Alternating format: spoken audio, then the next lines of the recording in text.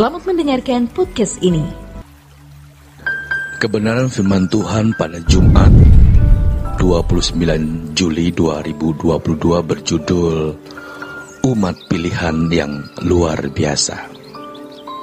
Kalau kita membaca Efesus 1 ayat yang keempat yang berbunyi, sebab di dalam Dia Allah telah memilih kita sebelum dunia dijadikan. Jadi kita itu ditentukan terlahir jadi orang Kristen, entah menikah dengan orang Kristen, entah karena satu dan lain hal menjadi Kristen. Itu ditentukan Tuhan. Tapi jangan berpikir ditentukan ini berarti masuk surga. Supaya kita kudus dan tak bercacat di hadapannya. Yang ditentukan itu bukan manusianya, yang ditetapkan itu standarnya. Jangan dicampur aduk. Sebab di dalam Dia Allah telah memilih kita sebelum dunia dijadikan. Jadi Allah memilih kita. Ini luar biasa. Dari sekian miliar manusia yang hidup sejak Adam sampai manusia terakhir nanti, tidak kebetulan you are the chosen people. Kita adalah orang terpilih. Mari kita kembali memandang kata anak Allah dengan kacamata yang original, kacamata asli, kacamata yang benar. Yesus anak Allah itu jelas. Kita anak Allah sudah jelas belum? Allah semesta alam yang menciptakan langit dan bumi, yang menyebut diri sebagai Allah Abraham, Allah Ishak dan Allah Yakub, yang juga memperkenalkan diri sebagai Allah Israel, yang Alkitab sebut sebagai Yahweh Elohim, Allah Yahweh, berkenan menjadi Bapa bagi kita. Luar biasa. Kita diadopsi secara legal oleh seorang bangsawan saja sudah luar biasa. Kita diadopsi oleh Allah secara legal, secara de jure, secara hukum legal, karena Yesus mati di kayu salib menebus dosa kita. Sungguh luar biasa. Saudaraku, sebenarnya Yesus mati menebus semua manusia. Artinya bahwa dosa manusia dari Adam sampai manusia terakhir dipikul oleh Tuhan Yesus. Itulah sebabnya orang di luar Kristen pun dihakimi. Dalam Roma 2 ayat 12 sampai ke 16, mereka dihakimi menurut perbuatan. Tentu mereka yang mengasihi sesama diri sendiri, yang kepada mereka Tuhan berkata, ketika aku lapar, kau berikan aku makan. Ketika aku haus, kau berikan aku minum. Ketika aku bertelanjang, kau memberikan aku pakaian.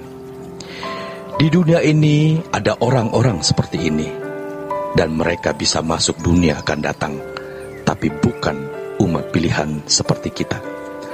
Kalau kita, umat pilihan, mengenal Allah yang benar, sehingga berlaku, kasihilah Tuhan Allahmu dengan segenap hati, segenap jiwa, segenap akal budi dan kekuatan. Kita bukan hanya ditebus oleh darah Yesus. Kita bukan hanya tahu Yesus mati untuk kita, tapi kita juga tahu apa maksud penebusan itu. Orang di luar, orang percaya, orang di luar umat pilihan, mereka tidak tahu dan tidak mengerti. Jadi, kita harus memahami bahwa Yesus tidak mati untuk sebagian orang. Itulah sebabnya Yohanes berkata, Dialah anak domba Allah yang mengangkut dosa dunia, bukan sebagian dosa dunia. Semua dosa manusia dipikul, yang oleh karenanya ada pengadilan. Pengadilan juga untuk orang yang bukan umat Kristen. Kalau Yesus mati untuk sebagian orang, tidak perlu ada pengadilan. Semua sudah masuk neraka. Karena Yesus mati untuk semua orang, maka ada pengadilan. Dan mereka yang mengasihi sesama seperti diri sendiri, nanti diperkenankan masuk kerajaan Allah sebagai anggota masyarakat. Tetapi kita, anak-anak Allah, dimuliakan bersama Yesus, memerintah bersama-sama Yesus. Betapa luar biasanya menjadi umat pilihan. Tetapi betapa besar juga tanggung jawabnya. Keluarlah kamu dari antara mereka. Janganlah menjamah apa yang najis, maka aku akan menerima kamu seperti anakku laki-laki dan anakku perempuan. Kalau di dalam Efesus 1 dikatakan supaya kamu kudus dan tak bercacat di hadapannya, apakah itu otomatis? Tidak. Kitalah yang harus merespon anugerah tersebut. Kitalah yang harus berjuang untuk hidup kudus dan tak bercacat di hadapan Allah. Legalitas jadi anak Allah itu secara de jure disahkan oleh Yesus dengan mati di kayu salib. Kita ditebus oleh darah Yesus dan lunas dibayar. Tetapi setelah kita ditebus, apakah kita mau berubah? Secara de jure kita ditebus, tetapi secara de facto apakah kita mau berubah? Itu masalahnya. Kita ditebus supaya kita jadi manusia yang utuh, dan Yesuslah modelnya.